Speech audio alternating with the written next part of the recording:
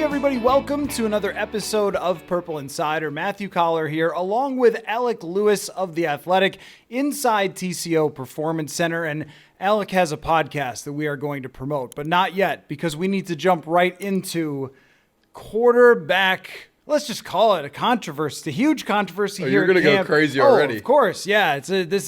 You got people backbiting, sniping each other. You got J.J. McCarthy going against the coach. No, I'm all kidding. Everybody seems so much on the same page that despite the fact that we have these two quarterbacks battling against each other, we really have no drama. So I am curious about your opinion about the Vikings' handling of J.J. McCarthy, because Kevin O'Connell talked about it today. We heard Wes Phillips discuss their approach to the reps. And actually today, we saw a ton of reps for J.J. McCarthy. I think he might have even had more, though, all with the second team than Sam Darnold. And they are doing what they said. They are taking it slow. They're developing him. And what we heard from him yesterday is that he's very much on board with how they're going about it. So what is your opinion? Do you think that they are taking the right path with J.J. McCarthy?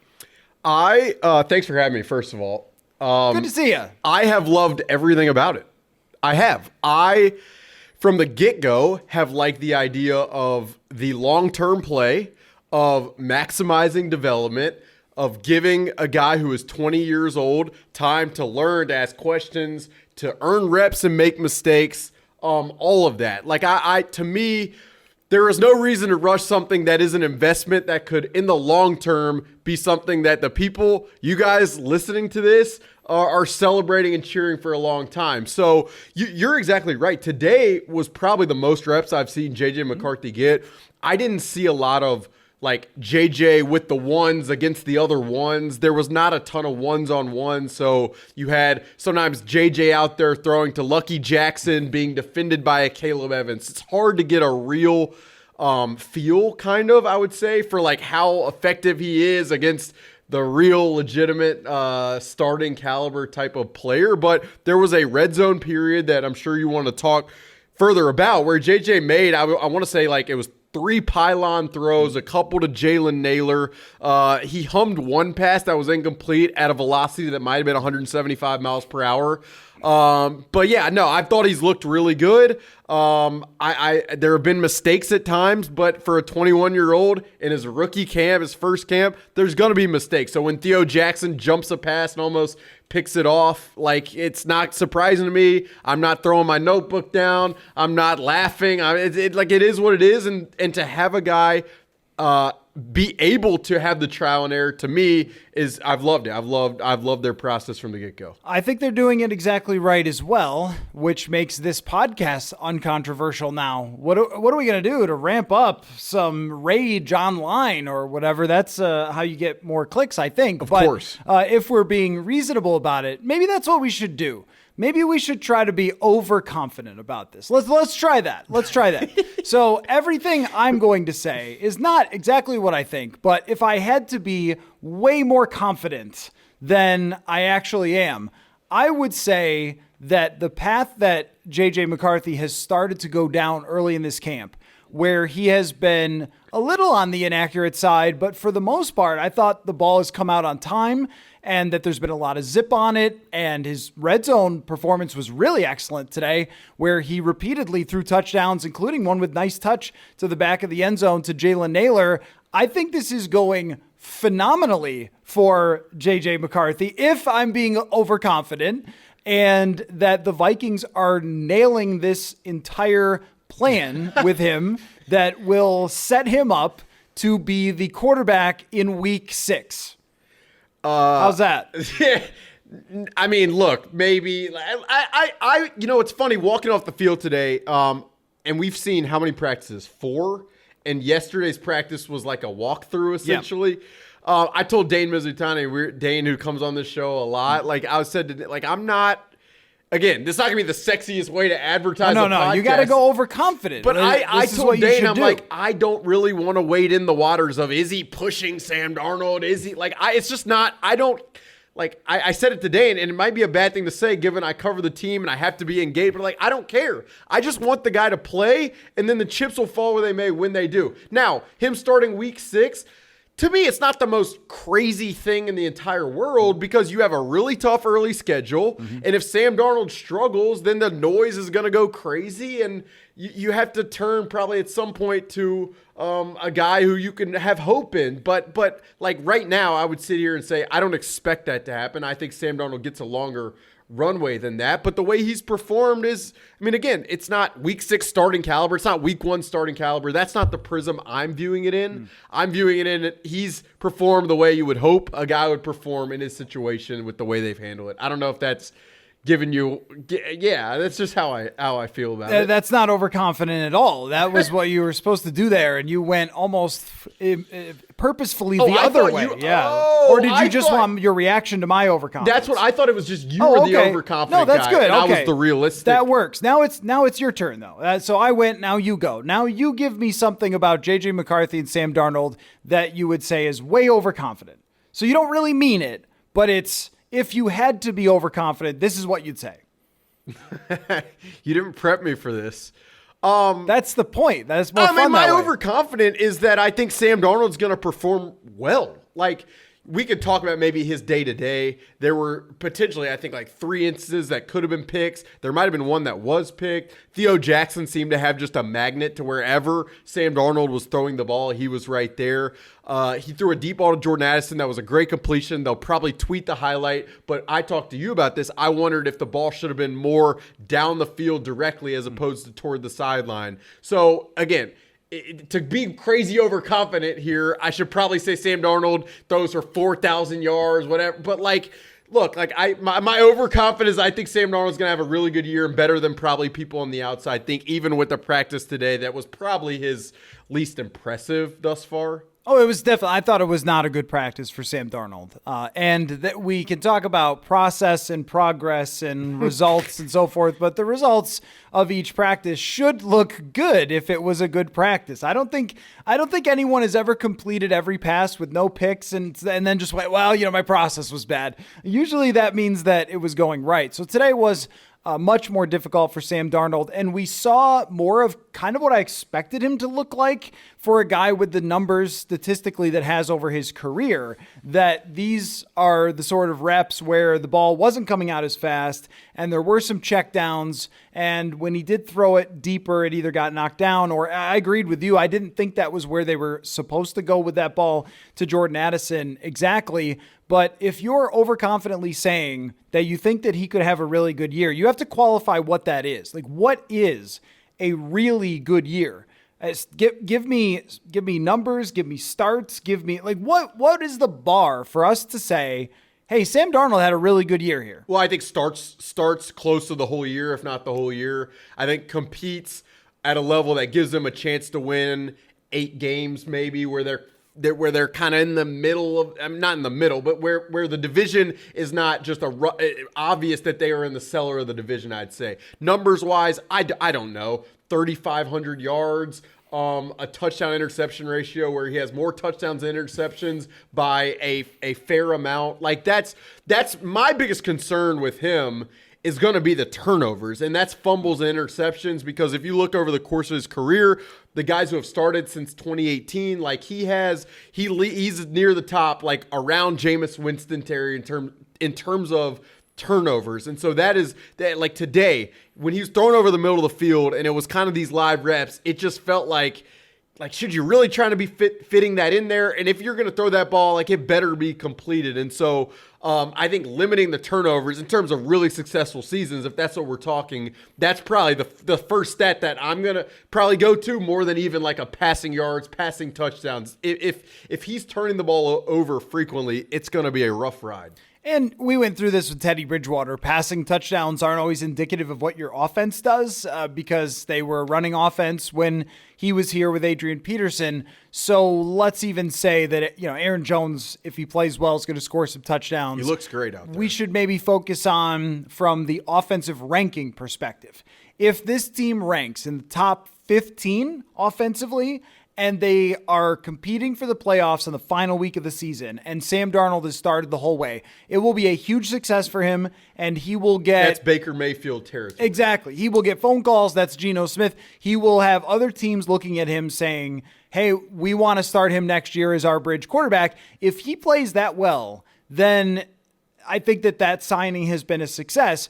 But would we also say that if J.J. McCarthy doesn't play, that it is not a success for J.J. McCarthy for the first year? Would you say that, or would you not agree with that statement? If J.J. McCarthy does not play at all this season, then it is not a successful season for McCarthy. I would not say that at all. I mean, Patrick Mahomes didn't play his entire first season, and Alex Smith played. I think Patrick maybe got in. Did that happen? I haven't heard anything about it. Yeah. No, I've heard Aaron Rodgers didn't play.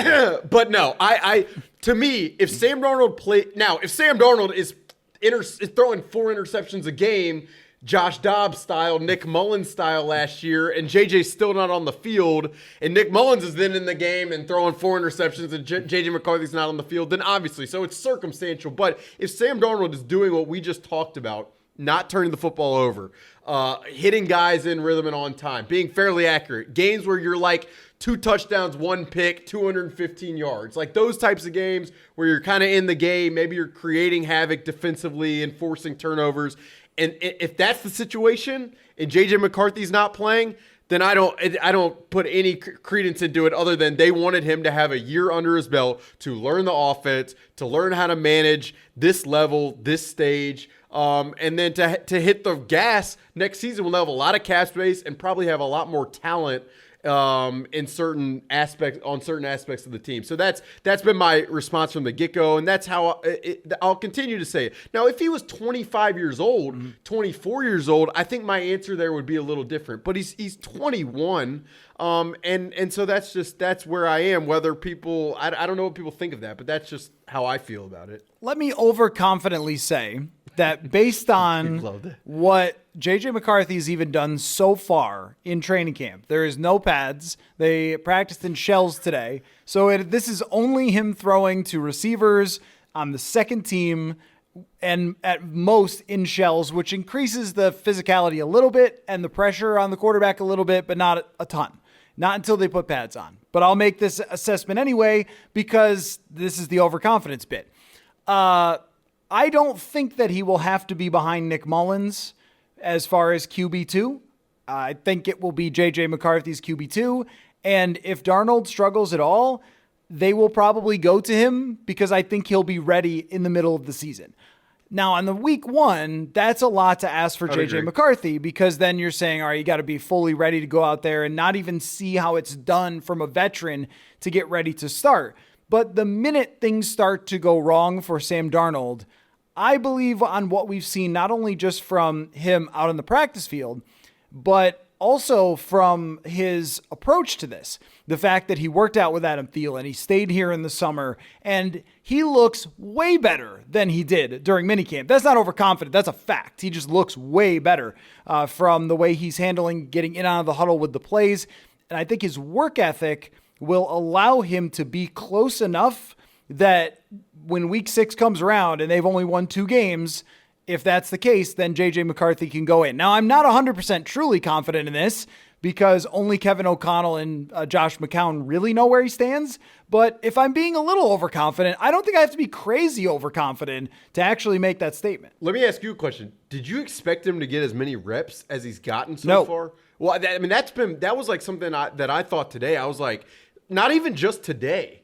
Even in the first few days, I mean, look, I don't know what the split would even be, but they've given him a lot of opportunity out there. Like they really have. Nick Mullins hasn't gotten a ton, in part because, as Kevin O'Connell has said, like we believe even if he doesn't get a lot of reps, he's had enough time in the system. If he needs to play the game, then he'll be comfortable enough. But I mean, that's why I don't think it is a crazy overconfident to think that JJ could, let's say in week 4 something happens, could JJ come in? I think so. Now the question to me, it's more a matter of learning the system and the intricacies of protections and some of the reads and the timing and all that than it would be like his mechanics or arm strength or any of that. To me, it is just system complexity and dependent on, like, would Kevin O'Connell, let's say there's an injury in week 4, God forbid, obviously don't want that for anybody.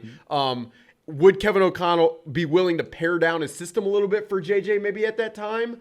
Or would he rather be able to just run the full system with Nick Mullins? And maybe in week 4 he wouldn't have to pare down the system because JJ's learned it all. I don't really know. But that aspect to me is where my mind goes in terms of maybe why it could take a little more time. The pass protection element of it is so enormous because that's how you get yourself destroyed as a quarterback. But they also have a veteran center in Garrett Bradbury. It's a good and mention. if he can handle all the protections, which I think he can. I mean, he handled working with Josh Dobbs after only a few practices. And then even the game against New Orleans, we kind of forget about that one because it wasn't a dramatic game. Jameis screams back, Right. throwing the ball, scrolling. He was rolling left, throwing right in the back of the end. It's like, what is going on right now? We're so used to crazy games that you go like, it's pretty forgettable. And then you go back and look at it. No, actually, that was pretty wild. They had a chance at the end. If we pulled up the film of that game tonight and just like watched it, it's a Friday night as we're recording this. And if I do that, then my parents probably would be very mad that that's how I spent my Friday night. But anyway. They didn't raise you to watch tape on Friday night? What do you mean by that? I think they just would like me to do something social. My point being, if we did that tonight, we watched the second half of that game, you'd be like, holy cow, I can't remember this. Anyway, Maybe I will. He you would. Was it A.T. Perry catching a touchdown over Byron Murphy? I don't know. I just remember like at that point in the season, it's like I felt like I was like loopy, like I just got my wisdom teeth out with what was going on. I don't know. I still have mine. Yeah, really? Yeah, I do. Yeah, wow. They just never needed to be taken out. Nice. That's where all the information from 1994 NFL is stored in the wisdom teeth. No, that's awesome. Let's move forward with this. As far as the overconfidence statements, you don't have to make it about the quarterback. Give me another overconfident statement from the first 4 practices that we have seen about training camp. Yeah, Theo Jackson's the next John Lynch. No. I'm partly kidding. That was the first thing. He's been good. Yeah. Theo Jackson, and I tweeted this in the spring, and I was like, somebody on the staff might see this and just laugh out loud how ridiculous it is. But he is anticipating throws over the middle of the field. He's like tall but athletic. He's clearly the number 4 safety right now ahead of Jay Ward and Lewis Seen. By far not even remotely in the same stratosphere as Lewis Seen, frankly. And so I'd say his play just continues to stand out to me. I don't know. In terms of other crazy overconfident, I've been really impressed with Jalen Nailor. Mm-hmm. And every time he's healthy, I've always thought he's looked pretty good. But, today in that red zone period, it was like leaping grabs, over the top, extended hands outstretched. He looks really, it's not just straight line speed. I know his nickname Speedy when he was drafted. I think everyone talked about the track athlete, the splits and all that. But just a receiver, ability as a receiver, he stands out to me. And I've been I don't want to say blown away, but because I've been impressed before, but it's been impressive. So those 2 guys jump out to me immediately. I don't know if that's overconfident enough as I don't know if that's. Well, what's the statement? Or is the statement that Jalen Nailor is wide receiver 3? That would be the overconfident statement. I'd say the statement is Jalen Nailor is wide receiver 3, unless something happens externally that could maybe change that overconfident statement. You're gonna get so mad that I'm hedging all of this, but that's the journal. I don't like how. As you go into the podcast world, you're going to have to work on the hedging. You don't have to hedge. No, we all do this because we've seen things change so quickly in these camps where the pads come on and then some player that you didn't expect all of the sudden, whoa, what is Chad Beebe doing here on the team or something, right? This does happen all the time, but Jalen Nailor before pads has come out and made, if you will, a statement early on. Yeah, put that in the aggregation. Go ahead. Statement. You ready? There you go. I've been thinking about it. Okay. Will Reichard.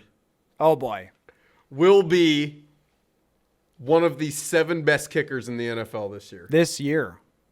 It's hard for rookies as kickers. How about that? That's overconfident. Oh yeah, there you go. Want me to, I'm going to ride with my guy from Alabama. Perfect. If you're going to make me do it. No, Real quick, I mean, we'll talk Riker in a second, maybe if you want to, or we don't have to. I don't know, kicker talk, how sexy that is for the podcast. I was going to, how about this? Let me circle back on your overconfident Jalen Naylor wide receiver 3. Okay.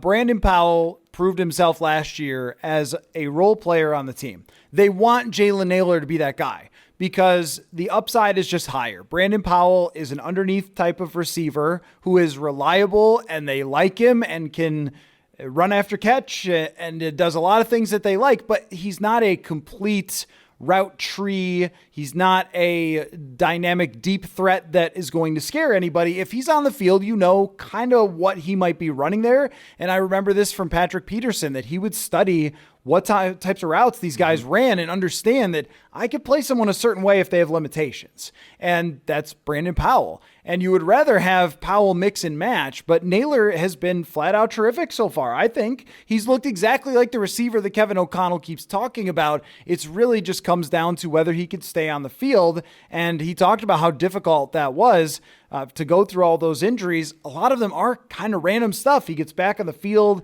gets popped, gets a concussion, could happen to pretty much anybody. It's like groin, hamstring, soft tissue. He said today, and I didn't really, he said since college, I mean, he's dealt with stuff which, I mean, in that draft, the 2022 draft, there were a lot of guys with injury history. Right. Andrew Booth Jr. as well. That is concerning, that he has just not been able to stay healthy, and admitted not even really through his entire career. So my confidence is low that he can stay on the field enough to be that guy, but he is talented enough to be that guy, which means that your statement is not overconfident. Now, the kicker, top 7 kicker, a little much. There's a lot of good kickers in the league. But I can't say that I have, including when Daniel Carlson was here, ever been so wowed by a kicker in training camp. That is not an overconfident statement. That is already. And from mini camp to training camp, he kicked 5 for 5 today, 47 yards out. And you would have thought it was a 25-yard kick. I mean, he hit the roof on the thing behind it from 40-something yards away.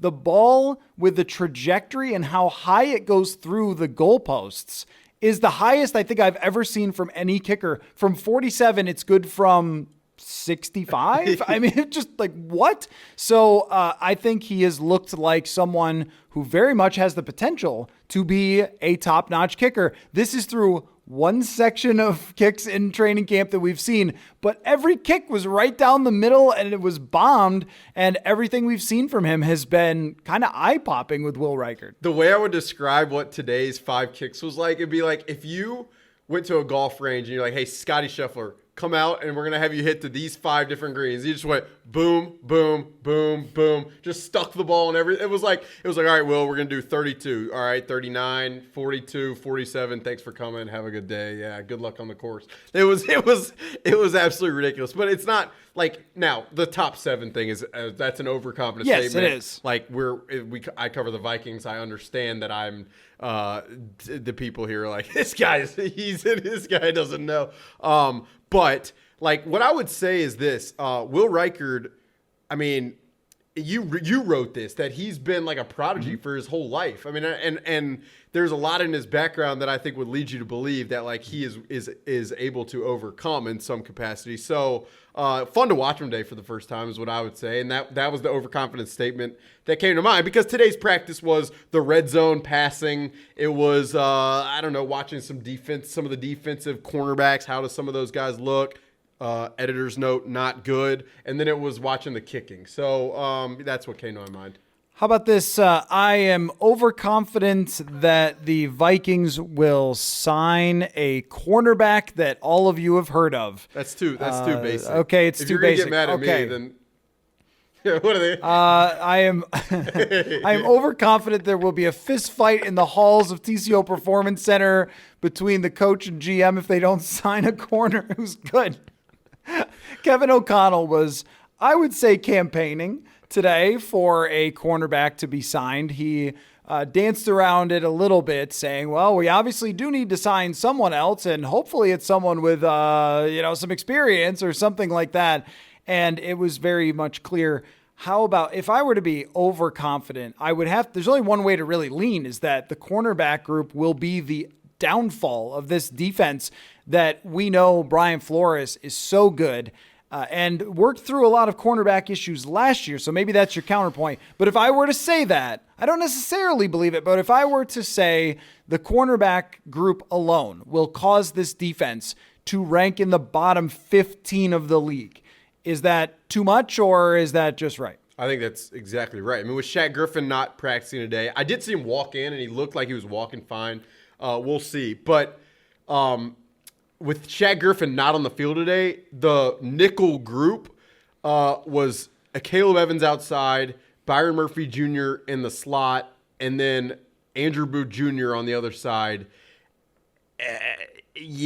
Look, they came into this season, going back to the combine, owners' meetings, you were there, saying that, I mean, for lack of a better term, they want to play more man coverage. Now, what does it take to play man coverage? If you listen to any clinic that has ever been done, I think one time Nick Saban said, cover one's the best coverage if your guys are better than their guys, because you can match up with them. And the reality is this group on the field right now Shaq Griffin might help things a little bit, but even with Shaq Griffin, how many skill groups that they go against are going to be better than the Vikings cornerbacks group? I think most of them. Mm-hmm. And so the question would be, maybe Brian Flores can get creative. And there's only so much you can do. And if you watch the arc of last season, in the middle, when they were facing some pretty bad quarterbacks, and as they were kind of hitting their stride, it was max coverage, max pressure, and then by the Bengals game with Jake Browning, they started to get beat on a lot of those cover 2, Tampa 2 crazy looks. And so I don't have confidence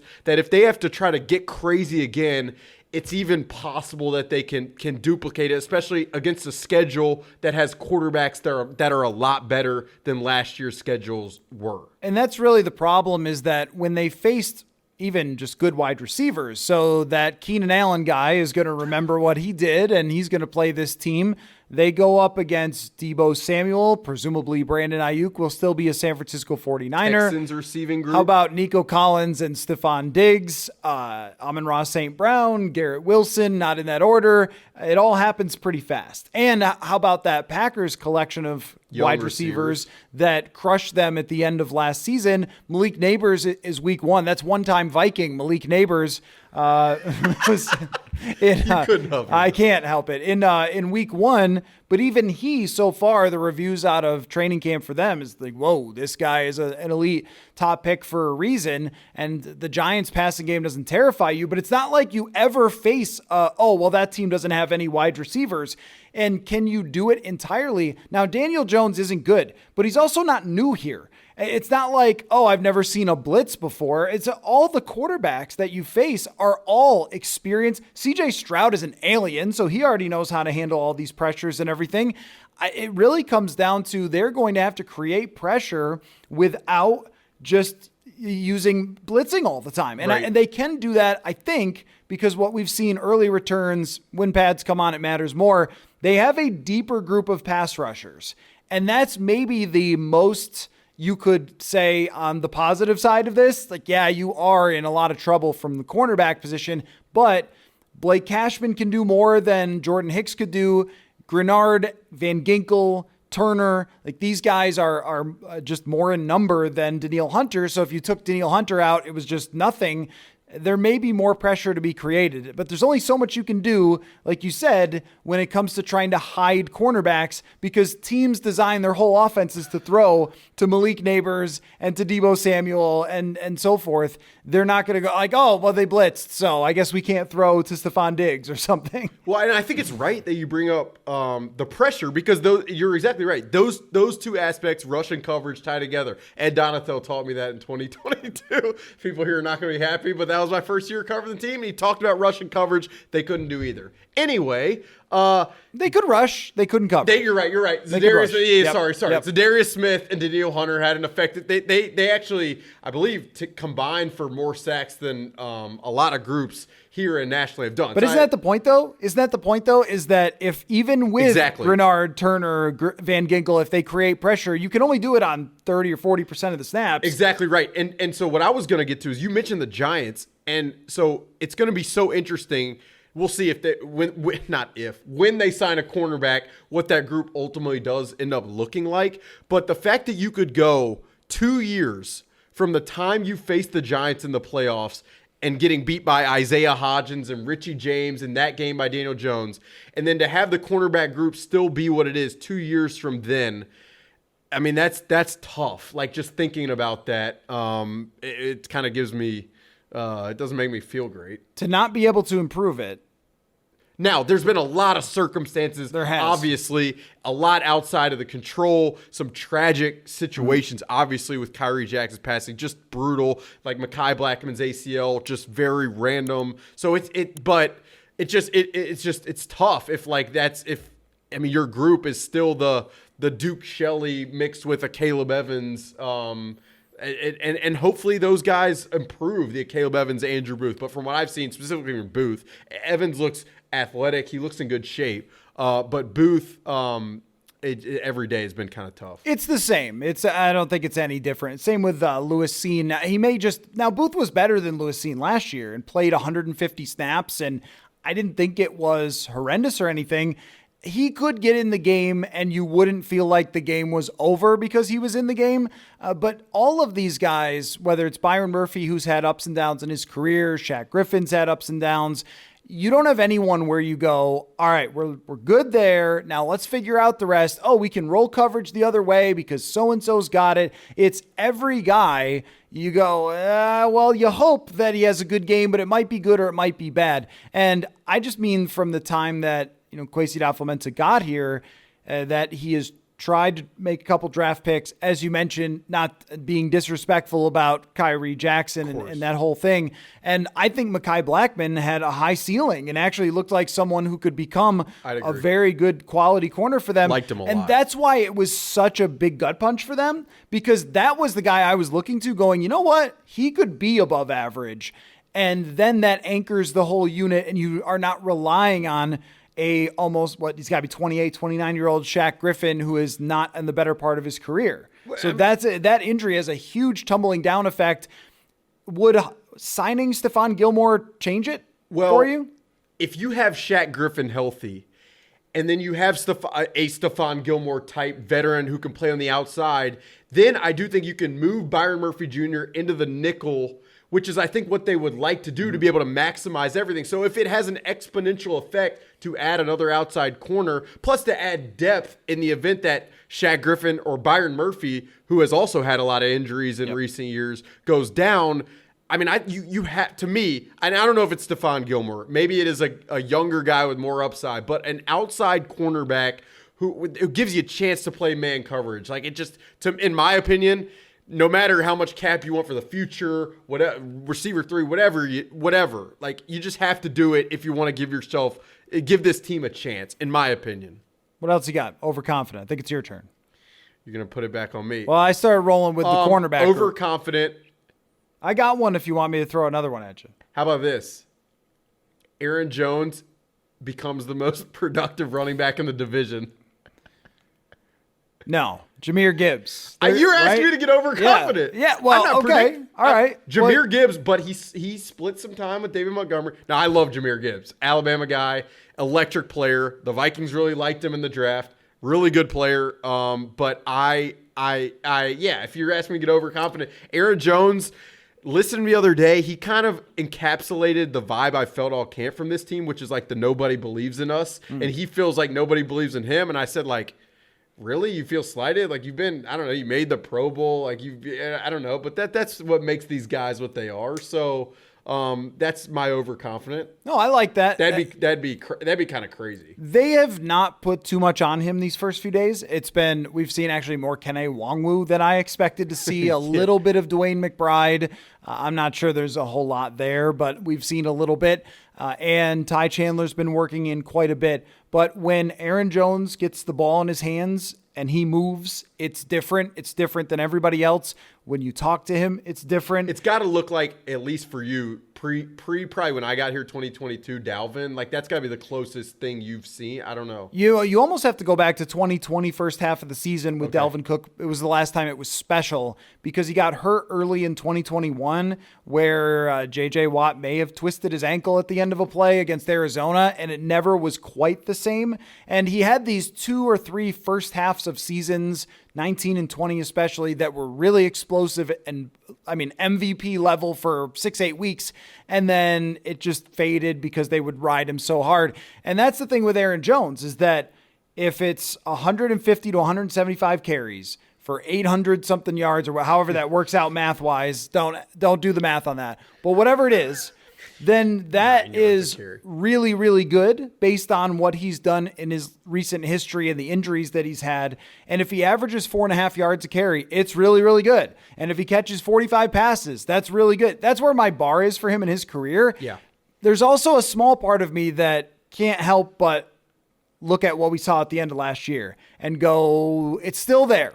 It's still there that this guy could be an elite running back at times. And Adrian Peterson, when I first got here in 2016, was older in 2015 and led the NFL in rushing. It's not impossible that someone who's special, elite, at their position can transcend that age limit that usually is stamped on running backs, and probably is the reason that the Packers moved on to get Josh Jacobs. They're going to lean on him a lot too. That's a coach who understands running better. That is really what we're going to find out. I was going to say. I think that's what we're going to find out, because the last 2 years you could say Dalvin was washed, and that turned out to be very much true. And then last year, Madison couldn't handle RB1. You can make those excuses or run, the offensive line or whatever. But if they can't run with Aaron Jones, then I don't know who they're going to be able to run with. Well, what is the identity, like, from a schematic standpoint? Like, I think that's really where it has to probably start. Like, is it still major outside zone, mid zone type that Kevin O'Connell talked, or do they shift a little more towards what Los Angeles has done and Sean McVay has done in terms of more gap approach? Now, they've been able to do that in Los Angeles because they have block able wide receivers in Cooper Kupp and Puka Nacua, and they've gotten bigger on the interior of the offensive line, which has helped them do that. And then they've established that as their identity. But like that is it's I guess kind of like a coaching cliche, our identity. But for me in the run game, like maybe you have a different idea. Maybe it is the mid zone stuff, but like I haven't felt like, man, they've really got an identity. It's like some duo, some mid zone, some inside zone. Does this work? We'll just do a screen to Johnny Munt. Like I don't like it. That's a little bit how it's felt. And like Wes Phillips, the offensive coordinator, talked on Friday, and he said, like, I know you guys have talked about the run game and we're talking about it internally. So whether it is different personnel groupings to be able to run the ball, whether it is formationally, to me, there just has to be some kind of identity and commitment to it. And I am looking forward to seeing whether that exists or whether it doesn't. One thing I want to give quick credit to the Vikings coaching staff for is not gaslighting.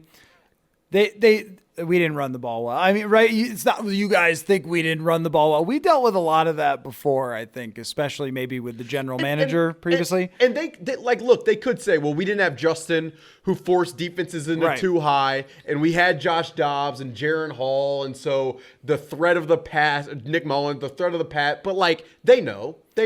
Identifying the problem is the first step toward fixing it. Here is my trouble with what they have.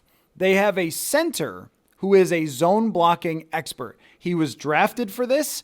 Gary Kubiak and their offensive line, then they ran the wide zone, the old school. Let's have everybody march that way and we can run bootlegs off it. Vertical. Yeah, exactly. And then tie the run to the pass. And they did that for many, many years in Denver and Houston and wherever Gary Kubiak or Mike Shanahan was. That was their style. They had it down to a T, and they drafted a center for exactly that reason. And then Kevin O'Connell comes in after they had run that successfully for years. They come in and say, well, now we're going to do something different. And now we have road grader, big giant men at the guard position who are not the most mobile guys in Ed Ingram and Blake Brandel, or even Ezra Cleveland was, but he had no kind of finesse to that. It was really just he was a good athlete. And then they went to Reisner, who is a triangle. Like he just has this body that is only good for pass blocking and not for run blocking. And it's so much of a mix mash on the offensive line that I don't see how it fits with a particular identity for what you do well versus what these guys do well. The tackles are unbelievable. The tight ends are really good at run blocking. And I think that might be one of the answers is the bigger personnel and then having only Addison and Jefferson on the field.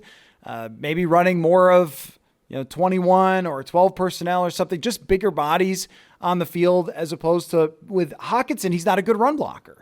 And you don't have a good receiver who, I don't want Jefferson run blocking, and I definitely don't want Jordan Addison run blocking. What about the injury-riddled Jalen Naylor sticking his nose in the run game? Or Brandon Powell, the tush-push expert. I just do not need any of that. So the overconfident thing to say that he'll be the best running back in the NFC North. It's ridiculous. I think it's not totally ridiculous, but it requires Kevin O'Connell and this staff and this offensive line to prove it to us, because I have a lot of questions. Well, I'd put it that way. That's how, there have been a lot of these first 5 days, some reporters have asked about offensive line, certain aspects of the offensive line, and I'm like, I gotta be honest, I'm not gonna write about the offensive line or heap any praise towards what might be possible until I see them go nose to nose against Zadarius Smith, Myles Garrett, Dalvin Tomlinson, and Jeremiah Owusu-Koramoah, and see if they can move guys in Cleveland. Until that happens, I don't want to make any. I guess I'm skeptical. That's just how I am, and they got to prove it. That's just the reality. Okay, I'll throw out one more. You do one more, and then we'll call it a fun podcast. I think that we move on really quickly from day to day in training camp. We don't hit the brakes and say, hey, this one thing they did, let's go back on that from a couple days ago and go a little deeper on it. Christian Darrisaw's contract, I don't have my phone right in front of me. If you want to pull up the numbers, you can. The exact numbers. It might be the best team-friendly contract that any player has signed in years, where every player, it seems, is just raking. I mean, Jordan Love, Tua, if you've seen the meme where Scrooge McDuck is jumping in all the piles of money, that is exactly what every NFL player, it seems, including Justin Jefferson, has had happen to them when their contract comes up, and they're good lately. And Christian Darrisaw just said, no, I'll take a totally team-friendly early contract that by next year will almost look a little bit ludicrous, I think, for how little they have to pay out and how really well designed the salary cap hits are year by year. And that was a massive win for this team. I think when the numbers came out, I really went, this is what you're paying on the cap for an elite left tackle. They're like elite. Right. The top of the line, top 5 could be all pro if Trent Williams and Andrew Thomas, of course, for the Giants is really, really good. But I think I looked at it, I didn't memorize it, but we're talking about the first at least 3 years where you're not looking at massive cap hits for Christian Darrisaw. And the fully guaranteed money, only $43 million, is not through the roof. And to do it while he's still under contract right now, just an enormous, enormous victory. When the numbers came out, they really blew my mind. Well, Kwesi Adofo-Mensah said after the team did Justin Jefferson's deal, the number one way you can acquire or pay player, the number one avenue is to extend your own. Mm-hmm. And I mean, I don't think he believes that you could do that often after 3 years. So. Yeah, I don't think it's the craziest thing to say. And I brought this up. We talked about this a little bit. For Christian, there might have been some. You know what? I've had 2-3 concussions. He's navigated a couple injuries. There have been an ankle. There have been other. Now he's played, I think, his first 3 years, 39 games. So it's not like he's missed a ton of time. But I mean, I don't know. It's hard for me to say for a guy like him. Man, you got to wait another year. If he wants to secure the bag it is still a lot of money for him to secure. But in terms of market rates, I think things typically are just continuing to go up. So not the craziest comment in the world. And I'm glad you mentioned it, because I do think, again, it's another feather in the cap of Kwesi in this front office in terms of the offseason they've had. And like I said this earlier last week, I was like, if you go back to February and you say, they're going to definitely move off Kirk Cousins. They're going to sign some solid players in the free agency, especially on the defensive side.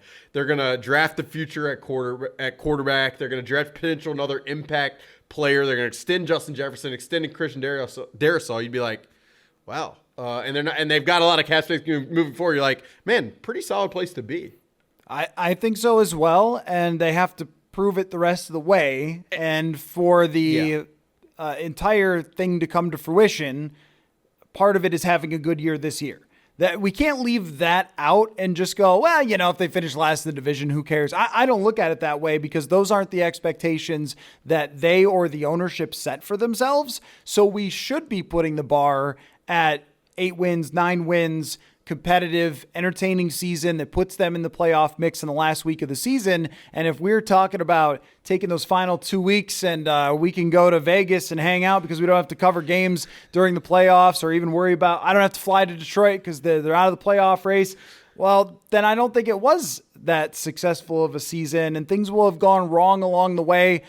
So we got to see that. We've got to see this part of it. But as far as totally flipping the direction, they have done as well as I could have expected them to do to put this team in position to win in the future. Is that your final overconfident take?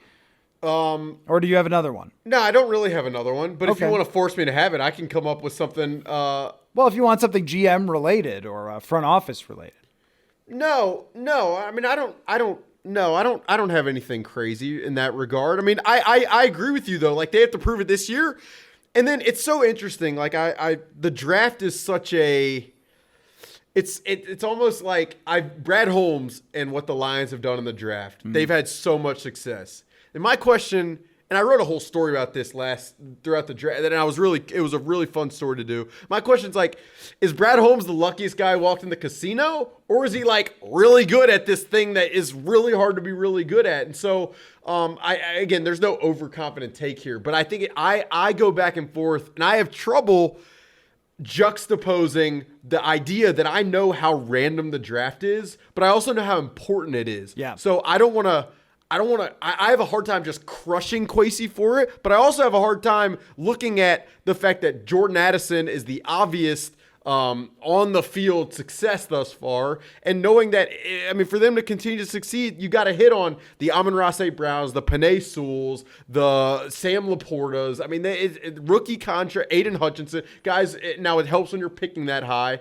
But, it's to me, like moving forward, you just want to see some more draft hits, as many as you can. Now, the problem is they gave up a lot of picks for Dallas Turner. So those guys, I mean, really more than anything, JJ and Dallas, that's got to be, those guys have got to be good. That's what I was going to say. The secret probably is for Brad Holmes is having a lot of picks because Kwesi adofo-mensah hasn't had many. There hasn't been opportunities to get lucky as much as there has been for someone like Brad Holmes. And that's what his aim was in 2022, right, which was to move back, get more bites at the apple. And high-end bites at the apple. Second round, first round, get 32nd, and then 2 in the second round. Okay, well, if if 2 out of those 3 players become starters and good starters, then we're feeling really great. And to the credit, not that it's been good, but one of the players did become a full-time starter at guard. So they did draft a player who has been a huge contributor at a starting position.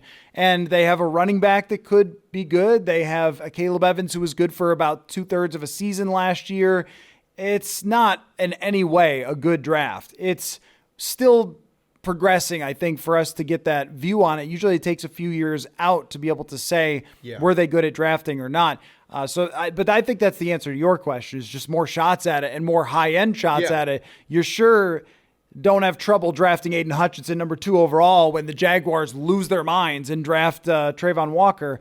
But I think if you were going for the big overconfident take, the one that's like you're at the plate and you're going to swing heavy, would be by next year, from what you've seen through 4 practices, by the end of next year, we will be talking about traveling somewhere in the divisional round with J.J. McCarthy facing off with Caleb Williams, going to Chicago in the divisional round of the playoffs with a chance to go to the NFC Championship game because they have built the foundation, and now all they need to do is hit on a couple draft picks and spend the money, and they've got everything set up to be in that divisional round next year with one step away from the NFC title game. How's that? Now that's overconfident.